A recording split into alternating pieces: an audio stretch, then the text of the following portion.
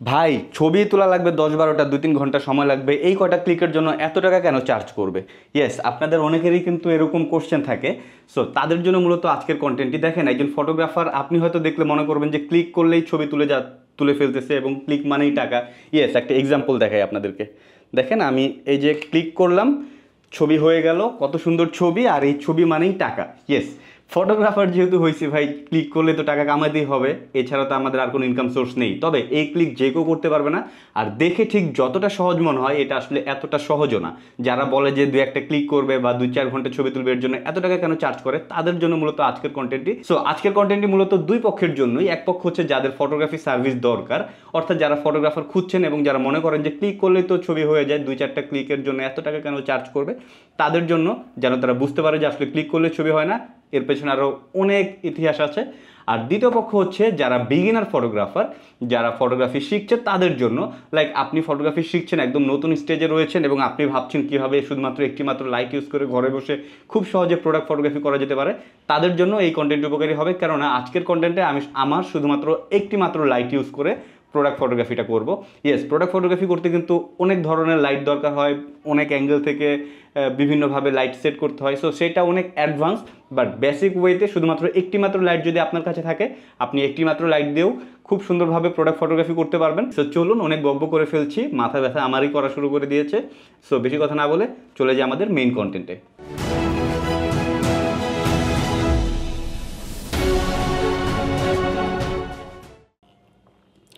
So আজকের ছবিটা যেহেতু আমি হোয়াইট ব্যাকগ্রাউন্ডে তুলবো, সো এটা আমার হোয়াইট ব্যাকগ্রাউন্ড। তবে তার আগে আরও কিছু জিনিস শেয়ার করি, সেটা হচ্ছে এটা হচ্ছে স্ট্যান্ড, যেটা হচ্ছে ব্যাকগ্রাউন্ড স্ট্যান্ড বলে। সো ক্যামেরার বাজারে বা ক্যামেরার দোকানগুলোতে আপনারা এই স্ট্যান্ড পেয়ে যাবেন। সো আমি আমার এই টেবিলের ঠিক পেছনে স্ট্যান্ডটা সেট করে নিয়েছি, আর এটার সাথেই আমি এখানে দুইটা ক্লিপ ইউজ করেছি। এই ক্লিপগুলো কিন্তু ফটোগ্রাফির জন্য স্পেশালভাবে বানানো, মানে আপনি কাপড় টাঙানোর ক্লিপ ভাইবা ভুল করবেন না, এটা কিন্তু ফটোগ্রাফির জন্য আলাদাভাবে বানানো।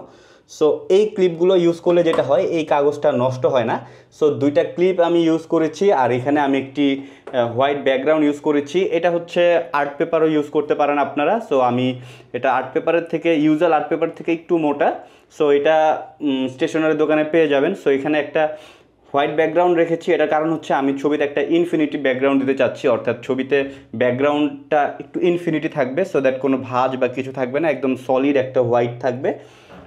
সো এই তো, এখন প্রবলেম যেটা দেখতেছি, দেখেন এই কাগজটা কিন্তু রোল করা ছিল। বাই দ্য ওয়ে, আমি আপনাদের সাথে শেয়ার করি, দেখেন এখানে আরও বেশ কিছু কাগজ রয়েছে, বেশ কিছু কালারের কাগজ রয়েছে। সো আমার যখন যেরকম দরকার হয় সেটা ইউজ করি। তবে এই যে রোল করে রাখছিলাম, এই কারণে এই কাগজটা কিন্তু একটু বাঁকা হয়ে গেছে। এখন আমি যেটা করব, এটার সাথে দুইটা ওয়েট দিয়ে দেবো।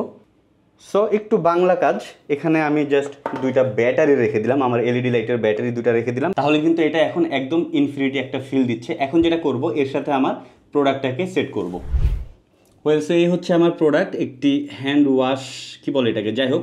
সো এই প্রোডাক্ট আসলে ব্র্যান্ড নিউ কোনো প্রোডাক্ট না বা কোনো ক্লায়েন্টের প্রোডাক্ট না, আমার ঘরের ইউজ করার একটি প্রোডাক্ট, খুবই মানে রেগুলার ওয়েতে আমরা ইউজ করি, এরকম একটি প্রোডাক্ট জাস্ট আমি নিয়ে এসেছি। যার কারণে যেটা হবে, এর মধ্যে কিছু স্পট, মানে ইউজ করার কারণে যে স্পটগুলো থাকে সেই ধরনের কিছু স্পট থাকবে। তারপর আমি চেষ্টা করেছি যতটা ক্লিন প্রোডাক্ট সিলেক্ট করা যায়। সো আমি এটা এখানে রাখলাম। একদম ব্র্যান্ড নিউ প্রোডাক্ট হলে হয়তো বা ওই স্পটগুলো থাকতো না। তারপরে আমি এটাকে অবশ্যই আগে ক্লিন করে নিয়েছি, যতটা পসিবল আমি এটাকে পরিষ্কার করে দেন আমি এখানে রাখছি। সো এখন যখন আমি ছবিটা তুলবো, একদম সলিড একটা হোয়াইট ব্যাকগ্রাউন্ডে আমি প্রোডাক্টটা পেয়ে যাচ্ছি। যাই হোক, ব্যাকগ্রাউন্ড, স্ট্যান্ড এবং প্রোডাক্টটা রাখা শেষ। এরপরে আমরা একটু আপনাদের সাথে আমার ক্যামেরা সেটআপ যেটা আছে সেটা শেয়ার করি। ওয়েলস, আপনারা দেখতে পাচ্ছেন ক্যামেরা হিসাবে এখানে আমি ইউজ করছি আমার সনি A7 IV ক্যামেরা, সাথে 85mm লেন্স রয়েছে যেটা হচ্ছে f1.8, আর সাথে একটি ট্রিগার কানেক্ট করা রয়েছে যেটা দিয়ে আমি আমার ফ্ল্যাশের সাথে এটাকে কানেক্ট করব, সো দ্যাট আমি এখান থেকে ক্লিক করলে ওইখান থেকে ফ্ল্যাশ অটো ফায়ার করবে। ওকে, সো ফ্ল্যাশের কথা যেহেতু বললাম, ফ্ল্যাশ হিসেবে আমি এখানে ইউজ করছি গডক্সের V8603S, যেটা আমি জাস্ট কিছুদিন আগে পারচেস করেছি। তো এটার সাথে একটি মাউন্ট দিয়ে কানেক্ট করা রয়েছে, তবে মাউন্টের এখানে একটা রাবার থাকে যেটা হচ্ছে এটাকে আটকে রাখে। তো রাবারটা নষ্ট হওয়ার কারণে স্পট যেন না পড়ে যায়, সেই কারণে আমি এখানে একটা কাগজ দিয়ে রাখছি। সো এটা আপনার অন্যভাবে দেখার কিছু নেই। আর এই যে বেলুনের মতো দেখতে পাচ্ছেন বা ছাতার মতো, আপনারা যেটাই বলেন না কেন, এটা হচ্ছে মডিফায়ার, এটা দিয়েই আসলে লাইটটা মডিফাই হয়ে পড়বে। সো আমি যদি একটু এটাকে খুলে দেখাই, দেখেন এই যে আমার লাইটের সামনের পোর্শনটা ঠিক এইখানে, এবং এইখান থেকে যখন আলোটা আসবে, এটা হচ্ছে ডিফিউজার। প্রথম স্টেজে লাইটটা সফট হবে, দেন এরপরে আবার আরও একটি ডিফিউজার আছে, এইটা কানেক্ট করা থাকে। সো আমি এটাকে অ্যাড করে দিচ্ছি। সো লাইট কিন্তু সেকেন্ড স্টেজে সফট হয়ে আসতেছে এবং এরপরে এখানে এটাকে বলে গ্রিড, হানিকম গ্রিড বলে। দেখেন এটা হানিকমের মতোই কিন্তু অনেকটা, যার কারণে হানিকম গ্রিড বলে। তো এটাকে আমি এখানে অ্যাটাচ করে দেব সো দ্যাট লাইটটা স্পট হবে।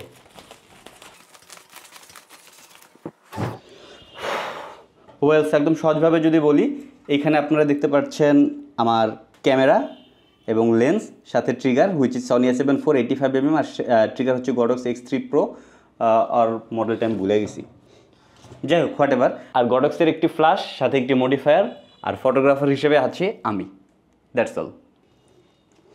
ওয়েল সো প্রথম স্টেজে আমি প্রোডাক্টটাকে আগে এখানে রাখি, সো একটু ভেতরের দিকে রাখবো। এবার আমি ক্যামেরাতে চলে আসি। সো এই হচ্ছে আমার ক্যামেরা। যেহেতু 85mm লেন্স ইউজ করছি, আমি চাইলেই খুব একটা বেশি কাছে আসতে পারবো না, সো একটা মিনিমাম ডিস্টেন্স আমাকে মেনটেন করতে হবে। সো আমি একটু পিছিয়ে যাচ্ছি।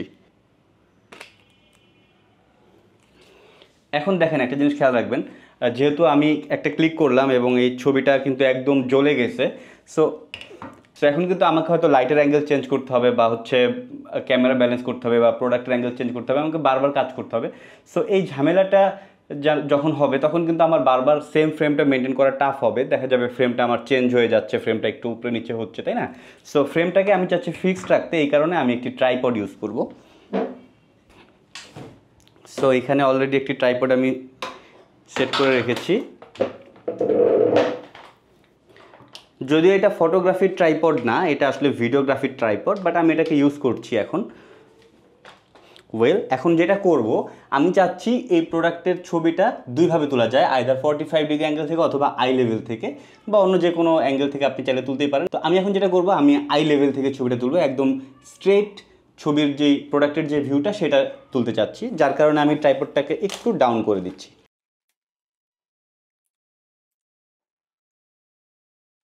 ওকে, সো এখন কিন্তু ক্যামেরাটা আমার প্রোডাক্টের সাথে একদম আই লেভেলে চলে আসলো। আই লেভেল মানে হচ্ছে আমার চোখের লেভেল না, যেটা ছবি তুলছি সেইটা একদম বরাবর আর কি। সো এটা হচ্ছে আমার প্রোডাক্টের আই লেভেল এখন আছে। সো যেহেতু 85mm দিয়ে লেন্স ছবিটি তুলছি এবং ট্রাইপডে সেট করলাম, আপনারা দেখতেই পারলেন, কিন্তু আমরা খেয়াল করলে দেখবো এখন কিন্তু ফ্রেমটা আমি ফুল প্রোডাক্টের উপরে পাচ্ছি না, অর্থাৎ আমার প্রোডাক্টটা কাটা যাচ্ছে এবং ফোকাসও ঠিকমতো করতে পারছি না। সো আমি একটু পেছনে নেব। ওকে, সো এখন আমরা প্রোডাক্টটাকে কিন্তু ফ্রেমের ভিতরে নিয়ে এসেছি, বাট প্রবলেম যেটা হচ্ছে, নিচে দিয়ে কিন্তু দেখতে পারতেছি যে এখানে একটা প্রবলেম হচ্ছে। সো একদম অল্প একটু ওয়াটার কালারের যে কার্টুন টেপগুলো থাকে সেটা নিয়ে আসলাম, এটাকে আমি জাস্ট এখানে হালকা করে অ্যাড করে দেব, তাহলে কিন্তু এখন এটা এখানে দেখেন লেগে থাকলো, এখন আর সমস্যা হবে না। ওয়েল সো আর যেটা করব, এই ট্রাইপডটাকে হালকা একটু আপ করি, আই লেভেলটাকে একটু ব্যালেন্স করি। ওকে, সো আমি ট্রাইপডে সব কিছু লক করে দিলাম। এবার আমি যদি ক্লিক করি, ট্রাইপডটাকে আমি পারফেক্টলি আগে লক করে নিই। ওয়েল সো ট্রাইপডটাকে আমি পারফেক্টলি লক করে নিলাম। এবার আমি যদি ক্লিক করি, ক্যামেরা সেটিং পরে আগে দেখি, একটা ক্লিক করলাম এবং আমরা দেখতে পাচ্ছি ছবিটা কিন্তু একদম জ্বলে গেছে। সো এখন আমি যেটা করব, ক্যামেরার সেটিংটা ঠিক করব, তার আগে ফ্ল্যাশের সেটিংটা আগে একটু বুঝে নিই। যেহেতু এটা প্রোডাক্ট ফটোগ্রাফি, সো প্রোডাক্ট ফটোগ্রাফির ক্ষেত্রে আমার প্রোডাক্টের শার্পনেস কিন্তু অনেক বেশি দরকার, এবং এখানে যেহেতু একদম সলিড ব্যাকগ্রাউন্ড, পেছন যে ব্যাকগ্রাউন্ড ব্লার হতে হবে এরকম কিছু কিন্তু এখানে নাই। সো আমার সাবজেক্টটাকে একদম ক্লিয়ার থাকতে হবে, যার কারণে আমি অ্যাপারচার একদম বেশি বাড়িয়ে দেবো। সো অ্যাপারচার বাড়িয়ে দিলে ডেপথ অফ ফিল্ড অনেক বেশি বেড়ে যায়, তখন ব্যাকগ্রাউন্ডে ব্লার কমে যায় এবং ছবির শার্পনেস অনেক বাড়ে। যাই হোক, এই টেকনিক্যাল টার্মে না যাই, বাট এখানে প্রবলেম যেটা হবে সেটা হচ্ছে অ্যাপারচার যখন আমি বাড়িয়ে দেবো তখন লাইটটা অনেক কম পাবে। সো এই কারণে প্রথমে লাইটের পাওয়ারটাকে আমরা একদম বাড়িয়ে দেবো। সো আমরা এইখান থেকে লাইটের পাওয়ারটাকে 1/1 দিয়ে দিই, যেটা অলরেডি 1/1-এ আছে দেখতে পাচ্ছি। সো 1/1-এ থাকার পরে আমি যদি ক্লিক করে দেখলাম আমার ছবিটা কিন্তু এরকম বার্ন হয়ে যাচ্ছিল। সো এখন আমাকে নেক্সট স্টেপ হচ্ছে ক্যামেরা সেটিংয়ে আসতে হবে। সো ক্যামেরা সেটিং থেকে আমি যদি খেয়াল করি, আমার এই মুহূর্তে ক্যামেরা সেটিং আছে হচ্ছে ISO 400, অ্যাপারচার 2.8, আর শাটার স্পিড 1/125। সো প্রথমে যেটা করব, আইএসওটা আমরা যত কম রাখতে পারি তত বেটার, কারণ আইএসও যত বাড়াবো আস্তে আস্তে ছবিতে নয়েজ চলে আসবে। সো আমার এখানে যেহেতু পর্যাপ্ত পরিমাণে আলো আছে, শুধু শুধু আইএসও বাড়িয়ে লাইট বুস্ট করে সাথে নয়েজ অ্যাড করার দরকার নেই। সো আমি আইএসওটাকে একদম কমিয়ে দিই। সো আমি এই মুহূর্তে আইএসওটাকে রাখলাম, একদম কমাই দিলাম, ধরেন 50 করে দিলাম। এরপরে যদি দরকার হয় আস্তে আস্তে বাড়াবো। সো প্রথমে আইএসওটাকে আমি 50 করে দিলাম। এবং সাথে একটা জিনিস অবশ্যই আমাকে করতে হবে, অ্যাপারচার বাড়াতে হবে, যেটা আমি কিছুক্ষণ আগেই বললাম যে প্রোডাক্ট ফটোগ্রাফি যখন করব তখন প্রোডাক্টের শার্পনেস অনেক বেশি দরকার বা ডিটেলস অনেক বেশি দরকার। সো অ্যাপারচার যখন বাড়াই দেবো সেই ডিটেলসটা বা শার্পনেসটা তখন বাড়তে থাকবে, অর্থাৎ ব্যাকগ্রাউন্ডের যে ব্লারের ব্যাপারটা সেটা কমে যাবে, ডেপথ অফ ফিল্ডটা বাড়বে আর কি। তো যাই হোক, অ্যাপারচার এখন আছে 2.8, আমি এটাকে ধরেন আমি 11 বা 13 করে দিলাম, ওকে 13 করে দিলাম। আর শাটার স্পিড এখানে আছে 1/125, এটা থাকুক, এটা এখন আমি চেঞ্জ না করি। সো এখন আমি একটা ক্লিক করে দেখি, ওয়াও বাহিরে সুন্দর বৃষ্টি শুরু হলো, মাত্রই বৃষ্টি শুরু হলো। আসেন একটু বৃষ্টি দেখাই আপনাদেরকে।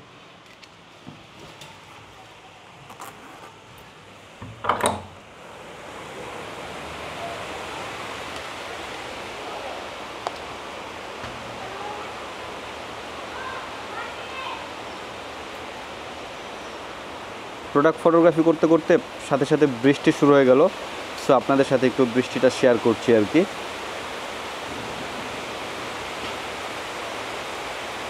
যাই হোক, বৃষ্টির জায়গায় বৃষ্টি হোক, আমরা আমাদের কাজে চলে আসি।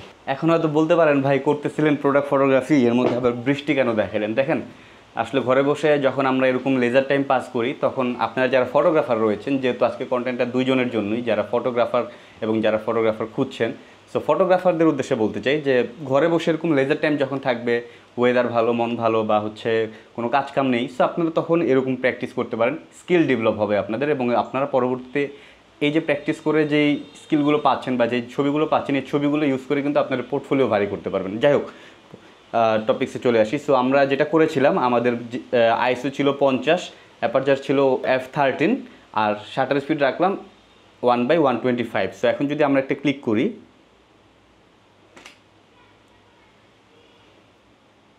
ওকে, সো দেখতে পাচ্ছি এখন কিন্তু লাইট আগের থেকে অনেকটা কমে এসেছে। লাইক আগে একদম বার্ন করতেছিল, আর এখন কিন্তু মানে লাইট কম হয়েছে। লাইট এখন আমাকে আরও বাড়াতে হবে।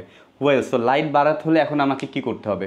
দেখেন, এখন আমাকে যেটা করতে হবে, আইএসও বাড়াতে হবে, তাহলে লাইট বাড়বে, অ্যাপারচার কমাতে হবে, তাহলে লাইট বাড়বে, অথবা শাটার স্পিড কমাতে হবে, তাহলে লাইট বাড়বে।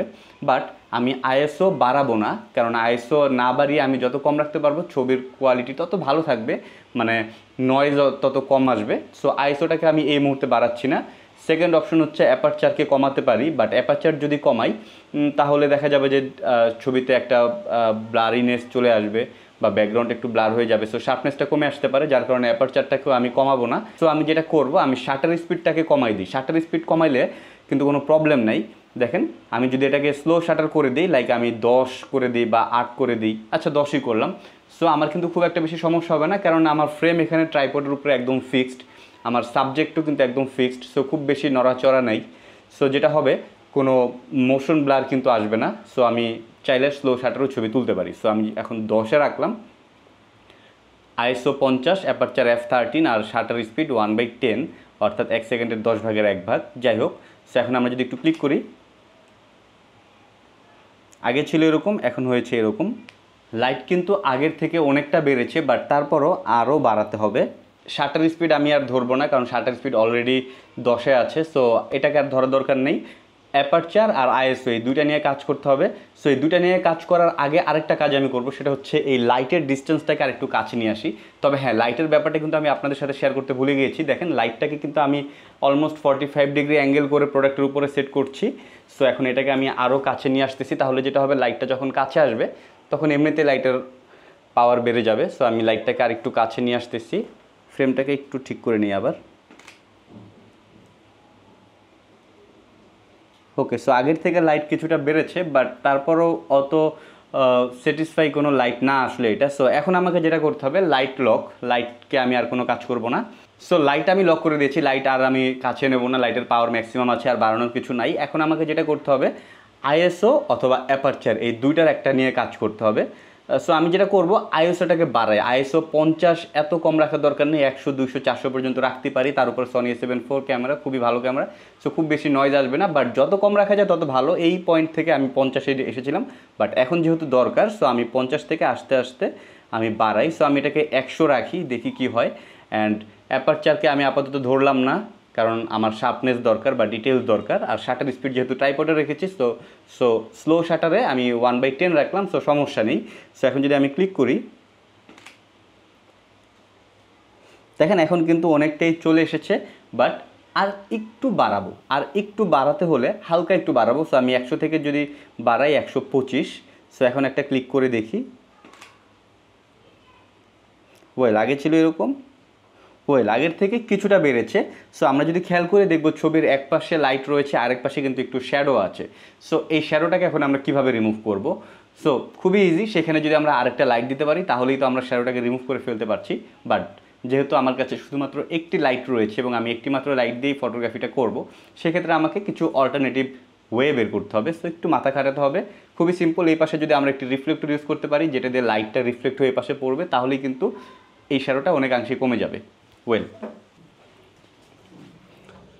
সো আমরা যেটা করব, আমার এখানে একটি হোয়াইট বোর্ড রয়েছে। সো এইরকম বোর্ড আপনারা চাইলে ইউজ করতে পারেন, অথবা বাজারে এরকম ছোট থার্মোকল পাওয়া যায়। সো এই ধরনের থার্মোকলগুলো আপনারা ইউজ করতে পারেন। আমি এই মুহূর্তে থার্মোকল দিচ্ছি না, থার্মোকল ইউজ না করে আমি এই বোর্ডটা ইউজ করছি। সো এটাকে আমি জাস্ট এখানে সেট করে দিই। আমার এটা কিন্তু এই মুহূর্তে সেট হয়ে গেল। সো এখন যদি ক্লিক করি, এখন কিন্তু অনেক বেশি কনজারভেটিভ হয়ে যাচ্ছে, অনেক কমপ্লেক্স হয়ে যাচ্ছে দেখতে। তো যাই হোক, এখন আমি যদি ক্লিক করি, ওয়েল সো আগের থেকে কিন্তু অনেক বেটার। সো দেখেন আগে কিন্তু এই সাইডে অনেকটা ডার্ক ছিল, এখন কিন্তু এই সাইডের এই ডার্কটা চলে গিয়েছে। সো আমার কিন্তু শ্যাডো রিমুভ হয়ে গিয়েছে। বাট একই সাথে আমরা আরেকটা জিনিস যদি খেয়াল করে দেখব, এই যে এই সাইডে আমি যেই হোয়াইট বোর্ডটি দিলাম, এর ফলে যেটা হয়েছে এই পাশে সুন্দর একটা লাইট পড়ছে। সো আগে যদি খেয়াল করি, আগের ছবিগুলোতে কিন্তু এই পাশে যদি আমরা একটু জুম করে দেখি, দেখতে পারবো যে এইখানে কিন্তু বেশ কিছু লাইন দেখা যাচ্ছে। অর্থাৎ আমি হোয়াইট বোর্ডটা দেওয়ার পরে কিন্তু ওই রিফ্লেকশনটা চলে গিয়েছে এবং সুন্দর একটি সাদা একটি লাইন পড়েছে। সো সেই জন্য এখানে আমি যেটা করব, অপর পাশে যদি খেয়াল করি, এখানে দেখব আরও বেশ কিছু লাইন রয়েছে। সো এটাকেও এখন আমাকে রিমুভ করতে হবে। সো এখানে এই পাশ থেকে অপোজিট পাশ থেকে যদি আমি আরেকটি রিফ্লেক্টর অ্যাড করতে পারি, তাহলে কিন্তু ওই প্রবলেমটাও সলভ হয়ে যাবে। ওয়েল সো এইবার আমি যেটা করব, এইবার আমি এই রিফ্লেক্টরটি ইউজ করব। সো দেখেন এখন কিন্তু আমার, যেহেতু আমি ঘরে কাজ করতেছি, একদমই ছোট জায়গা। সো আমার আসলে মুভ করার মতো অবস্থা নাই, এর মধ্যেই আসলে করতে হবে। সো আমি অপোজিট পাশ থেকে আরেকটি থার্মোকল জাস্ট এখানে সেট করে দিচ্ছি। ওয়েল সো বর্তমান অবস্থা দাঁড়াচ্ছে, দেখেন এই হচ্ছে আমার প্রোডাক্ট, যেখানে একদম সলিড ব্যাকগ্রাউন্ড ইউজ করেছি, আর এই পাশে একটি হোয়াইট বোর্ড ইউজ করেছি, আর এই পাশে দুই পাশে দুইটা সাদা দুইটা বোর্ড ইউজ করেছি, যার কারণে আমার প্রোডাক্টে অন্য কোনো রিফ্লেকশন আসবে না। সো এটাকে আমি জাস্ট এখানে সেট করে দিলাম। বাট এখন যেটা হচ্ছে, দেখেন এই লাইটটা কিন্তু একদম বাইরে চলে গিয়েছে। সো আমি ক্যামেরাটাকে একটু মুভ করি, পরে আবার ফ্রেম ধরতেছি। এই লাইটটা যেহেতু এখন আমার এইটার বাইরে চলে গেছে, সো একটু চেঞ্জ করতে হবে। এটাকে একটু জাস্ট সামনের দিকে নিয়ে আসি। ওকে, এটাকে আরেকটু অ্যাঙ্গেল করে দিই। ওকে, ঠিক আছে। সো এখন কিন্তু মোটামুটি একটা লাইট আমার এসে পড়বে, কিছুটা লাইট আমার বাইরে চলে যাচ্ছে, বাট আমার প্রোডাক্টের জন্য যে লাইট সোর্সটা দরকার ওটা কিন্তু চলে এসেছে। আশা করি বুঝতে পারছেন। সো অনেক বেশি চিপাচিপি হয়ে যাচ্ছে এর ভিতরে। এখন আমি এইখানে ট্রাইপডটাকে আবার সেট করব, একটু ফ্রেমটা আগের মতো করে ধরবো আই লেভেলে রেখে। ওকে, সো এখন যদি আমি ক্লিক করি,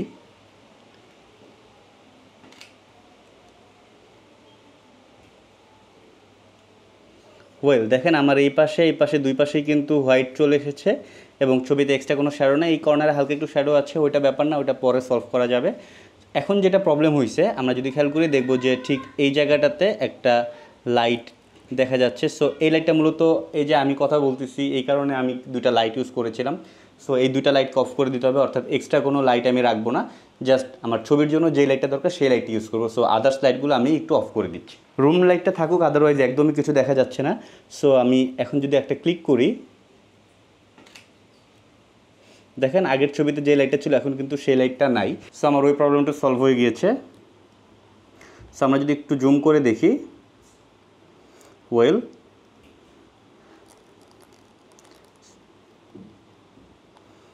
এখন আমরা যদি ছবির মধ্যে খেয়াল করি, ছবির মধ্যে দেখব ছোটো ছোটো কিছু স্পট দেখা যাচ্ছে। এটা মূলত আমার সেন্সরের মধ্যে কিছু ডাস্ট জমেছে, যেটা আমি সময় করে ক্লিন করে নেব।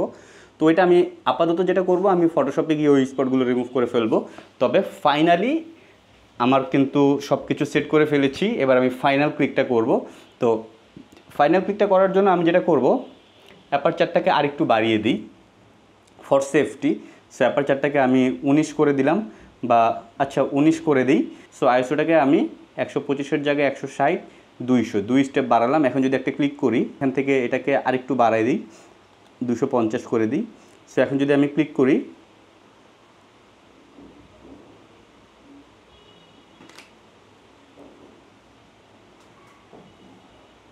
That's all. খুব সহজেই কিন্তু ছবিটা তুলে ফেললাম শুধুমাত্র একটি মাত্র লাইট ইউজ করে। এই ডায়লগটা হচ্ছে আপনারা যারা ফটোগ্রাফার রয়েছেন তাদের উদ্দেশ্যে বললাম, যে খুব সহজেই আসলে জাস্ট কিছু অ্যাঙ্গেল চেঞ্জ করে কিছু টেকনিক্যাল কিছু বিষয় মাথায় রেখেই ছবিটা তুলে ফেললাম। তবে যারা ফটোগ্রাফার খুঁজছেন তাদের উদ্দেশ্যে বলবো, হ্যাঁ ছবিটা আসলে খুব সহজেই তুলেছি, ঘটনা সত্য, বাট এর পেছনে কিন্তু অনেক কিছু খেয়াল করতে হয়েছে। লাইক আমাকে আইএসও শাটার স্পিড অ্যাপারচার নানা কিছু মাথায় রেখে ওটা সেট করতে হয়েছে।